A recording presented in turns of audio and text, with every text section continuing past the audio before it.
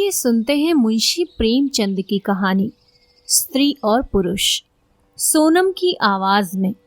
विपिन बाबू के लिए स्त्री ही संसार की सुंदर वस्तु थी।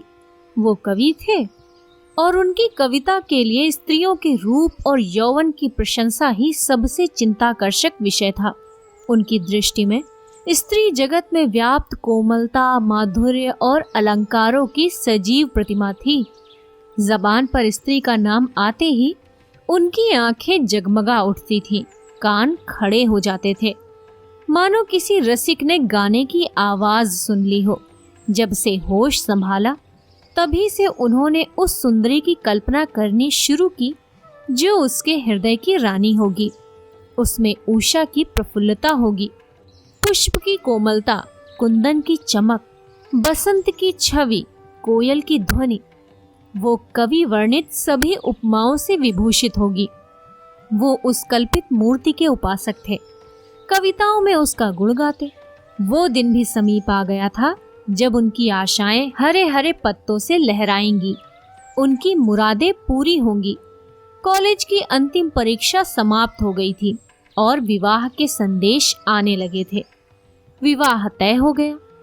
विपिन बाबू ने कन्या को देखने का बहुत आग्रह किया, लेकिन जब उनके मामू ने विश्वास दिलाया कि लड़की बहुत ही रूपवती है, मैंने अपनी आंखों से देखा है, तब वो राजी हो गए। धूमधाम से बारात निकली और विवाह का मुहूर्त आया। वधू आभूषणों से सजी हुई मंडप में आई तो विपिन को उसके हाथ पांव नजर आए। कितनी सुंदर उंगलियां थीं, मानो दीप शिखाएं हो।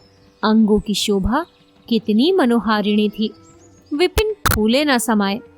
दूसरे दिन वधू विदा हुई तो वो उसके दर्शनों के लिए इतने अधीर हुए कि ज्यों ही रास्ते में कहारों ने पालकी रखकर मुंह हाथ धोना शुरू किया, आप चुपके से वधू के पास जा पहुंचे।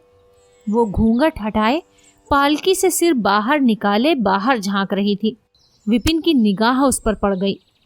ये वो परम सुंदर रमणी न थी जिसकी उन्होंने कल्पना की थी, जिसकी वो बरसों से कल्पना कर रहे थे। ये एक चौड़े मुंह, चिपटी नाक और फूले हुए गालों वाली कुरूपा स्त्री थी। रंग गोरा था पर उसमें लाली के बदले सफेदी थी, और फिर रंग कैसा ही सुंदर हो, रूप की कमी नहीं पूरी कर सकता।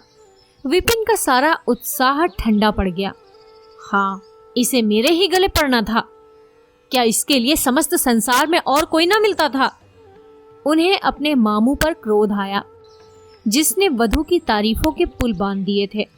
अगर इस वक्त वो मिल जाते तो विपिन उनकी ऐसी खबर लेता कि वो भी याद करते।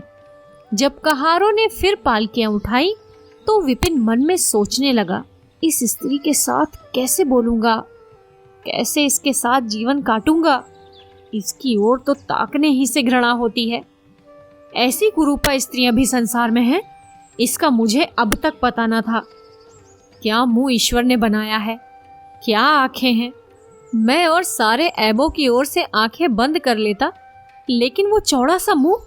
भगवान, क्या तुझे मुझे पर यह वज्रपात करना था? विपिन को अब अपना सारा जीवन नरक सा जान पड़ता था। वो अपने मामू से लड़ा, ससुर को लंबा खर्रा लिखकर फटकारा, माँ बाप से हुज्जत की, और जब इससे शांति ना हुई तो कहीं भाग जाने की बात सोचने लगा। आशा पर उसे दया अवश्य आती थी। वो अपने को समझाता कि इसमें उस बिचारी का क्या दोष है, उसने जबरदस्ती तो मुझसे विवाह नहीं किया। लेकिन ये दया और ये विचार उस घृणा को न जीत सकता था जो आशा को देखते ही उसके रोम रोम में व्याप्त हो जाती थी। आशा अपने अच्छे से अच्छे कपड़े पहनती, तरह तरह से बाल संवारती, घंटों आईने के सामने खड़ी होकर अपना श्रृंगार करती, लेकिन विपिन को ये शुतुर गमज से मालूम होते। वो दिल से चाहती थी कि उन्हें प्रसन्न करूं, उनकी सेवा के लिए अवसर खोजा करती थी, लेकिन विपिन तो उससे भागा भागा फिरता था। अगर कभी भेंट हो जाती तो कुछ ऐसी जली कटी बातें करने लगता कि आशा रोती हुई वहां से चली जाती। सबसे बुरी बात यह थी कि उसका चरित्र भ्रष्ट होने लगा। वो ये भूल जाने की चेष्टा करने लगा कि मेरा विवाह हो गया है। कई कई दिनों तक आशा को उसके दर्शन भी ना होते थे। वो उसके कह कहे की आवाजें बाहर से आती हुई सुनती, झरोखे से देखती कि वो दोस्तों के गले में हाथ डाले सैर करने जा रहे हैं, और तड़प कर रह जाती। एक दिन खाना खाते समय उसने कहा, अब तो आपके दर्शन ही नहीं होते, मेरे कारण घर छोड़ दीजिएगा क्या? विपिन ने मुंह फेर कर कहा, घर पर ही तो रहता हूँ, आजकल जरा नौकरी की तलाश है, इसलिए दौड़ धूप करनी पड़ती है। आशा, किसी डॉक्टर से मेरी सूरत क्यों नहीं बदलवा देते? सुनती हूँ आजकल सूरत बनाने वाले डॉक्टर पैदा हुए हैं। विपिन, क्यों नाहक चिढ़ती हो? यहाँ तुम्हें किसने बुलाया था? आशा, आखिर इस मर्ज की दवा कौन करेगा? विपिन, इस मर्ज की दवा नहीं है, जो काम ईश्वर से ना करते बना, उसे आदमी क्या बना सकता है? आशा, ये तो तुम ही सोचो कि ईश्वर की भूल के लिए मुझे दंड दे रहे हो। संसार में कौन ऐसा आदमी है जिसे बुरी सूरत अच्छी लगती हो? लेकिन तुमने किसी मर्द को केवल रूपहीन होने के कारण कुंवारा रहते देखा है? रूपहीन लड़कियां भी माँ बाप के घर नहीं बैठी रहती, किसी न किसी तरह उनका निर्वाह हो ही जाता है।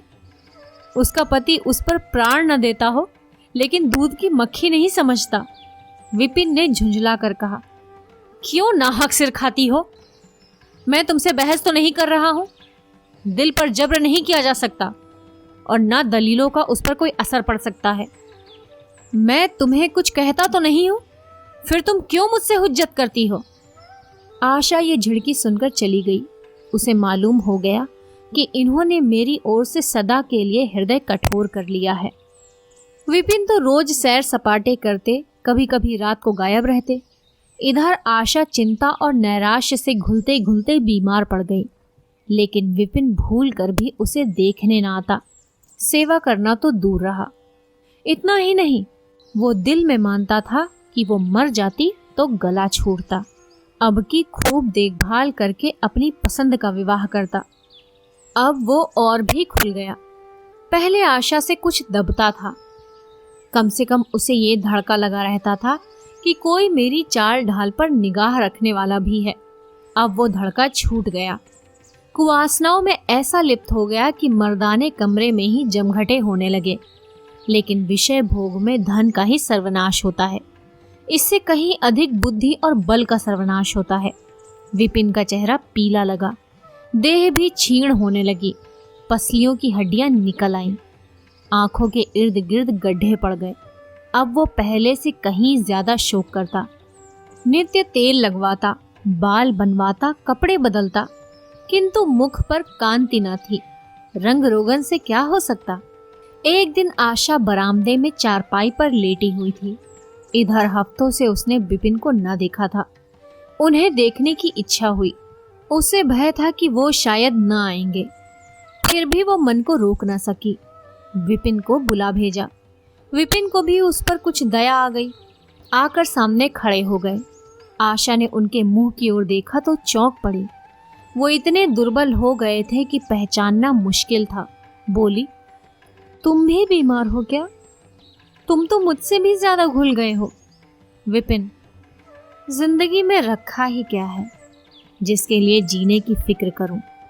आशा, जीने की फिक्र न करने से कोई इतना दुबला नहीं हो जाता। तुम अपनी कोई दवा क्यों नहीं करते? ये कहकर उसने विपिन का दाहिना हाथ पकड़कर अपनी चारपाई पर बैठा लिया। विपिन ने भी हाथ छुड़ाने की चेष्टा न की। उनके स्वभाव में इस प्रकार एक विचित्र नम्रता थी जो आशा ने कभी न देखी थी। बातों से भी निराशा टपकती थी, अक्खड़पन या क्रोध की गंध भी न थी। आशा को ऐसा मालूम हुआ कि उसकी आंखों में आंसू आ रहे हैं। विपिन चारपाई पर बैठते हुए बोले, मेरी दवा मौत करेगी। मैं तुम्हें जलाने के लिए नहीं कहता। ईश्वर जानता है मैं तुम्हें चोट नहीं पहुंचाना चाहता। मैं अब ज्यादा दिनों तक जिंदा न रहूंगा। मुझे किसी भयंकर रोग के लक्षण दिखाई दे रहे हैं। डॉक्टर ने भी वही कहा है। मुझे इसका खेद है कि मेरे हाथों तुम्हें कष्ट पहुंचा, पर क्षमा करना। कभी कभी बैठे बैठे मेरा दिल डूब जाता है, मूर्छा सी आ जाती है। ये कहते कहते एकाएक वो कांप उठे। सारी देह में सनसनी सी दौड़ गई। मूर्छित होकर चारपाई पर गिर पड़े और हाथ पैर पटकने लगे। मुंह से फिचकुर निकलने लगा। सारी देह पसीने से तर हो गई। आशा का सारा रोग हवा हो गया। वो महीनों से बिस्तर न छोड़ सकी थी, पर इस समय उसके शिथिल अंगों में विचित्र स्फूर्ति दौड़ गई। उसने तेजी से उठकर विपिन को अच्छी तरह लिटा दिया और उसके मुंह पर पानी के छींटे देने लगी। मेहरी भी दौड़ कर आई और पंखा झलने लगी, पर विपिन ने आंखें न खोली। संध्या होते होते उनका मुंह टेढ़ा हो गया और बायां अंग शून्य पड़ गया। हिलना तो दूर रहा, मुंह से बात निकालना भी मुश्किल हो गया। ये मूर्छा न थी, फालिज था। फालिज के भयंकर रोग में रोगी की सेवा करना आसान काम नहीं है। उस पर आशा महीनों से बीमार थी, लेकिन उस रोग के सामने वो अपना रोग भूल गई। 15 दिनों तक विपिन की हालत बहुत नाजुक रही। आशा दिन के दिन और रात की रात उनके पास बैठी रहती। उनके लिए पथ्य बनाना, उन्हें गोद में संभाल कर दवा पिलाना, उनके जरा जरा से इशारों को समझना उसी जैसी धैर्यशाली स्त्री का काम था। अपना सिर दर्द से फटा करता, ज्वर से देह तपा करती, पर इसकी उसे जरा भी परवाह न थी। 15 दिनों बाद विपिन की हालत कुछ संभली। उनका दाहिना पैर तो लुंज पड़ गया था, पर तोतली भाषा में कुछ बोलने लगे थे। सबसे बुरी गत उनके सुंदर मुख की हुई थी। वो इतना टेढ़ा हो गया था जैसे कोई रबर के खिलौने को खींच कर बढ़ा दे। बैटरी की मदद से जरा देर के लिए बैठे या खड़े तो हो जाते थे, लेकिन चलने फिरने की ताकत न थी। एक दिन लेटे लेटे उन्हें क्या ख्याल आया, आईना उठाकर अपना मुंह देखने लगे। ऐसा कुरूप आदमी उन्होंने कभी न देखा था। आहिस्ता से बोले, आशा, ईश्वर ने मुझे गुरूर की सजा दे दी। वास्तव में मुझे ये उसी बुराई का बदला मिला है जो मैंने तुम्हारे साथ की। अब अगर मेरा मुंह देखकर तुम घृणा से मुंह फेर लो, मुझसे उस दुर्व्यवहार का बदला ले लो जो मैंने तुम्हारे साथ किए हैं। आशा ने पति की ओर कोमल भाव से देखकर कहा, मैं तो आपको अब भी उसी निगाह से देखती हूँ। मुझे तो आप में कोई अंतर नहीं दिखाई देता। विपिन, वाह, बंदर का सा मुंह हो गया है। तुम कहती हो कोई अंतर ही नहीं। मैं तो अब कभी बाहर न निकलूंगा। ईश्वर ने मुझे सचमुच दंड दिया। बहुत यत्न किए गए, पर विपिन का मुंह सीधा ना हुआ। मुंह का बायां भाग इतना टेढ़ा हो गया था कि चेहरा देखकर डर मालूम होता था। हाँ, पैरों में इतनी शक्ति आ गई थी कि अब वो चलने फिरने लगे थे। आशा ने पति की बीमारी में देवी की मनौती की थी। आज उसी की पूजा का उत्सव था। मोहल्ले की स्त्रियां बनाव श्रृंगार किए जमा थीं। गाना बजाना हो रहा था। एक सहेली ने पूछा, क्यों आशा, अब तो तुम्हें उनका मुंह जरा भी अच्छा न लगता होगा? आशा ने गंभीर होकर कहा, मुझे तो पहले से कहीं मुंह ज्यादा अच्छा लगता है। चलो, बातें बनाती हो। नहीं बहन, सच कहती हूँ। रूप के बदले मुझे उनकी आत्मा मिल गई, जो रूप से कहीं बढ़कर है। विपिन कमरे में बैठे हुए थे। कई मित्र जमा थे। ताश हो रहा था। कमरे में एक खिड़की थी जो आंगन में खुलती थी। इस वक्त वो बंद थी। एक मित्र ने उसे चुपके से खोल दिया और शीशे से झांक कर विपिन से कहा, आज तो तुम्हारे यहाँ परियों का अच्छा जमघट है। विपिन, बंद कर दो। अजी जरा देखो तो कैसी कैसी सूरतें हैं। तुम्हें इन सबों में कौन सबसे अच्छी मालूम होती है? विपिन ने उड़ती हुई नजरों से देखकर कहा, मुझे तो वही सबसे अच्छी मालूम होती है जो थाल में फूल रख रही है। वाह री आपकी निगाह, क्या सूरत के साथ तुम्हारी निगाह भी बिगड़ गई है? मुझे तो वो सबसे बदसूरत मालूम होती है। इसलिए कि तुम उसकी सूरत देखते हो, मैं उसकी आत्मा देखता हूँ।